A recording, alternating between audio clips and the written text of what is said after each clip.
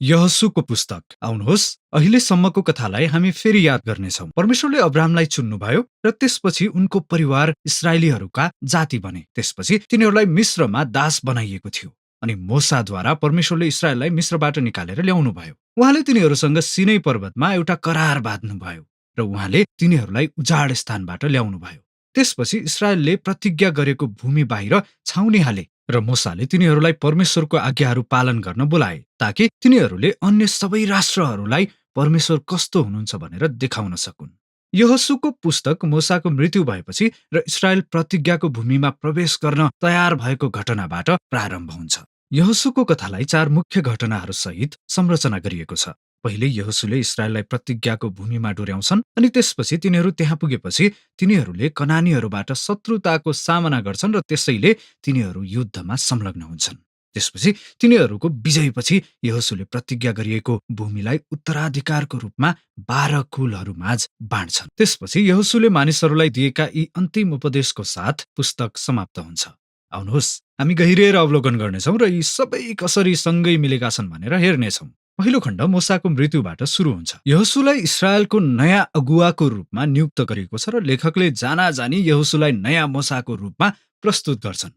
मोसा जस्तै यहोशूले मानिसहरूलाई तोराह पालन गर्न आह्वान गर्दछन्। तोराह भनेको तिनीहरूलाई सिनै पर्वतमा दिएका करारका आज्ञाहरू हुन्। त्यसपछि यहोशूले त्यो देशमा जासुसहरू पठाउँछन् जसरी मोसाले गन्ती 13 र 14 अध्यायमा गरेका थिए। तर यसपटक भने अझ राम्रो खबर आउँछ। वास्तवमा केही कनानीहरू पनि फर्केर इस्राएलको परमेश्वरलाई पछ्याउँछन्। त्यसपछि यहोशूले सम्पूर्ण इस्राएललाई यर्दन नदी पार गरेर भूमिमा लैजान्छन्।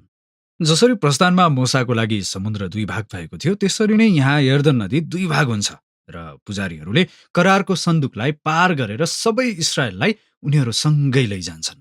अब 5 अध्यायमा कथा बदलिन्छ। अब मानिसहरूले परमेश्वरको करारका मानिसहरूको रूपमा आफ्नो जगलाई फर्केर हेर्छन् र त्यसैले त्यहाँ नयाँ पुस्ताको खतना गरिन्छ र भूमिमा उनीहरूले आफ्नो पहिलो निस्तार चाड मनाउँछन्। तर त्यसपछि उनीहरू फर्कन्छन् र अगाडि बढ्न तयार हुन्छन्। यहोशूको एक रहस्यमा योद्धासँग अचानक मुठभेड हुन्छ र जसको बारेमा पछि थाहा हुन्छ कि तिनी त परमेश्वरका फौजका कप्तान हुन्। यहोशूले सोध्छन्, तपाईँ हामीपट्टि हुनुहुन्छ कि हाम्रा शत्रुपट्टि हुनुहुन्छ? अनि ती योद्धाले जवाब दिन्छन्, कसैपट्टि होइन। जसले देखाउँछ कि यहाँ वास्तविक प्रश्न भनेको यहोशू परमेश्वरको पक्षमा छन् कि छैनन् भन्ने हो। यसले स्पष्ट पार्छ कि यो सम्पूर्ण कथा इस्राएलको विरुद्ध कनानीहरूको युद्धको बारेमा होइन, तर यो त परमेश्वरको युद्ध हो र इस्राएलले परमेश्वरको योजनामा दर्शक वा कहिलेकाहीँ समर्थकको भूमिका खेल्न गइरहेको छ, जसले अर्को खण्डमा लैजान्छ। हामीले यहाँ विभिन्न कनानी समूहहरूसँग भएका इस्राएलको द्वन्द्वका कथाहरू पाउँछौँ। पहिलो भागले 2वटा युद्धहरूको कथालाई विस्तृत रूपमा पुनः बताउँछ र त्यसपछि छोटो कथाहरूको श्रृङ्खला छ जसले वर्षौंका युद्धहरूलाई संक्षिप्त रूपमा वर्णन गर्दछ। पहिला 2 युद्धहरू यरीहो र त्यसपछि ऐको विरुद्धमा गरिएका छन् र तिनीहरूले परमेश्वरको विश्वासयोग्यताको विरुद्ध इस्राएलको असफलताका विपरीत चित्रहरू प्रस्तुत गर्दछ। यरीहोमा इस्राएलको भूमिका पूर्ण रूपमा निष्क्रिय रहन्छ। उनीहरूले सन्दुकमा भएको परमेश्वरको उपस्थितिको अगुवाईलाई पछ्याउँछन्। 6 दिनसम्म शहरको वरिपरि सङ्गीतको साथ घुमे र जसरी राहाब इस्राएलका परमेश्वरतिर फर्केकी थिइन्, सायद यरीहोका मानिसहरूले पनि त्यस्तै गर्लान्। तर तिनीहरूले त्यस्तो गरेनन् अनि त्यसैले 7औं दिनमा पुजारीहरूले तुरै पुग्छन् र पर्खालहरू ढल्दछन् अनि इस्राएलले विजय प्राप्त गर्छ। यो कथाको मुख्य कुरा यही हो कि आफ्ना मानिसहरूलाई छुटकारा दिने परमेश्वर नै हुनुहुन्छ। इस्राएलले केवल उहाँमा भरोसा गर्नु र पर्खनु आवश्यक छ। अब ऐमा भएको लडाईँले यसको ठीक विपरीत अर्थ दिन्छ। त्यहाँ एकजना आकान नाम गरेका इस्राएली छन् जसले यरीहोबाट केही सामानहरू चोर्छन् जुन केवल परमेश्वरको निम्ति अलग गर्नुपर्ने थियो र त्यसपछि उनले यसको बारेमा झुट बोल्छन्। परमेश्वरले इस्राएलको लागि यी सबै काम गर्नु भएपछिको यो कदम निकै नराम्रो थियो। अनि यसरी इस्राएलीहरू ऐ शहरको विरुद्ध लडाईँ गर्न जान्छन् र तिनीहरू नराम्रोसँग पराजित हुन्छन्। तिनीहरूले नम्रता साथ पश्चाताप गरेपछि र आकानको पापलाई दण्डित गरेपछि मात्र इस्राएलले पुनः विजय प्राप्त गर्दछन्। यसैले यी कथाहरूद्वारा एक महत्त्वपूर्ण कुरालाई बताउनको लागि सुरुवातमै दुवै कथालाई एकसाथ राखिएको छ। यदि इस्राएलले भूमिमा अधिकार गर्ने हो भने तिनीहरू आज्ञाकारी हुनुपर्छ र परमेश्वरको आज्ञाहरूमा भरोसा राख्नुपर्छ। तिनीहरूले विशेष सुविधा पाउने छैनन्। अब यस खण्डको दोस्रो भाग कनानीहरूको एक समूह गिबोनीहरूबाट हुन्छ र तिनीहरूले राहाबले गरे जस्तै गर्छन्। तिनीहरू इस्राएलका परमेश्वरलाई पछ्याउन आउँछन् र इस्राएलसँग शान्ति सम्झौता गर्छन्। यो अन्य सबै कनानी राजाहरूको विपरीत छ, जसले गठबन्धन र सम्झौताहरू गर्न थाल्छन् र पछि तिनीहरू इस्रायललाई नष्ट गर्न चाहन्छन्। त्यसैले इस्रायलले तिनीहरूसँग युद्ध गर्छन् र ठूलो जित हासिल गर्छन्। यो सम्पूर्ण खण्ड मोसा र त्यसपछि यहोशूले जितेका यी सबै विजयहरूको सारांश सूचीको साथ समाप्त हुन्छ। अब एकै क्षणका लागि रोकौं, किनकि यी कथाहरू र तिनीहरूमा भएको हिंसाले तपाईलाई बेचैन बनाउन सक्छ। अनि यदि तपाईँ येशूको अनुयायी हुनुहुन्छ भने तपाईँ छक्क पर्दै सोध्नुहुन्छ कि के येशूले आफ्ना शत्रुहरूलाई प्रेम गर्नु भन्नुभएको थिएन र? परमेश्वरले किन यहाँ युद्धको घोषणा गरिरहनु भएको छ? त्यसभए पहिले कनानीहरूलाई किन? बाइबलको कथामा यसको मुख्य कारणहरू वास्तवमा पहिले नै बताइएको छ। कारण यो हो कि कनानीहरूको संस्कृति नैतिक रूपमा अत्यन्तै भ्रष्ट भएको थियो, विशेष गरी यौन नैतिकताको बारेमा। लेवीको 18 अध्याय हेर्नुहोस्। अनि तिनीहरूले बालबालिकाहरूको बलि पनि चढाउने गर्थे। व्यवस्था 12 अध्याय हेर्नुहोस्।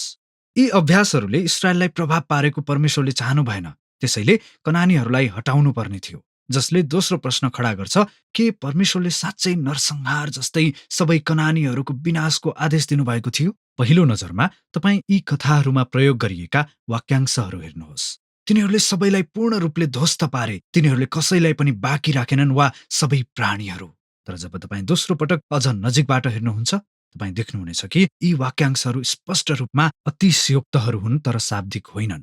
व्यवस्था 7 अध्यायमा कनानीहरूको बारेमा दिइएको आदेशलाई हेर्नुहोस्।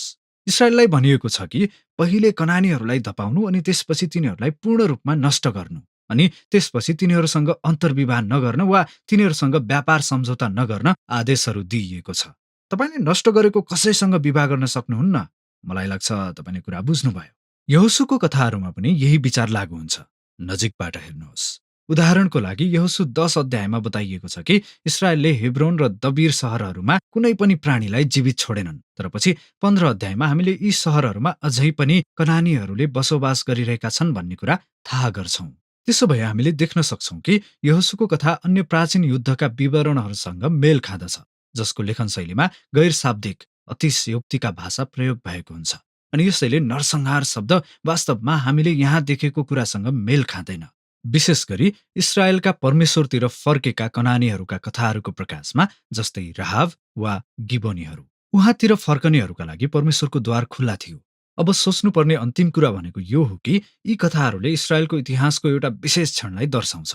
यी युद्धहरू कनान देशमा बस्ने केही मानिसहरूका समूहहरूमा मात्र सीमित थियो, किनकि परमेश्वरले इस्रायललाई अन्य सबै जातिहरूसँग शान्ति कायम गर्न आज्ञा दिनुभएको थियो। व्यवस्था 20 अध्याय अध्ययन गर्नुहोस्।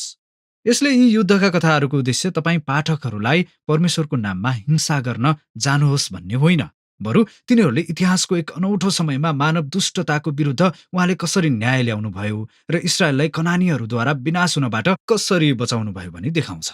अब फेरि पुस्तकको संरचनामा फर्कौं। वर्षौंको लडाईपछि हामी वृद्ध यहोशूलाई देख्छौं र उनले इस्रायलका 12 कुलहरूको लागि भूमि बाँडफाँड गर्न थाल्छन्। यस खण्डको धेरै जसो भागले सीमारेखाहरूको सूची बताउँछ र इमानदार रूपमा भन्नुपर्दा यो निकै पट्यार लाग्दो छ। यो कुनै तस्बिर नभएको नक्सा पढे जस्तै हो। तर इस्रायलीहरूका लागि भने यी सूचीहरू अति महत्त्वपूर्ण थिए। यो अब्राहमलाई परमेश्वरको प्राचीन प्रतिज्ञाहरूको पूर्णता थियो कि उनका सन्तानहरूले प्रतिज्ञा गरिएको भूमि पाउनेछन्। यसैले अब यी सबै पूरा हुन आउँदै थियो र यसले हामीलाई अन्तिम भागतर्फ लैजान्छ। यहोशूले मानिसहरूलाई 2वटा उपदेश दिन्छन्। तिनीहरू व्यवस्थामा मोसाले दिएका अन्तिम उपदेशसँग धेरै मिल्दाजुल्दा छन्। यहोशूले तिनीहरूलाई उहाँले कसरी प्रतिज्ञाको भूमिमा ल्याउनु भयो र कनानीहरूबाट छुटकारा दिनुभयो भने परमेश्वरको उदारताको सम्झना गराउँछन्। अनि त्यसैकारण उनले तिनीहरूलाई कनानी देवताहरूबाट टाढा हुन र तिनीहरूले गरेको करारप्रति विश्वासयोग्य हुन आह्वान गर्छन्। यदि तिनीहरूले यो पालना गर्छन् भने यसले भूमिमा जीवन र आशिष ल्याउनेछ। तर यदि तिनीहरू अविश्वासी हुन्छन् भने इस्रायलले आफ्नो जीवनमा यस्तो ईश्वरीय न्यायलाई बोलाउनेछन् जस्तो कनानीहरूले अनुभव गरेका थिए। उनीहरू पनि निर्वासित हुन देशबाट निकालिनेछन्। यसरी यहोशूले इस्रायललाई एक विकल्पको साथ छोड्दछन्। अब इस्रायलले के गर्छ होला? यही नै त्यो ठूलो प्रश्न हो जुन कथाको समाप्तिमा घुमिरहन्छ। अनि यहोशूको पुस्तकमा भएका मुख्य कुराहरू यी नै हुन्।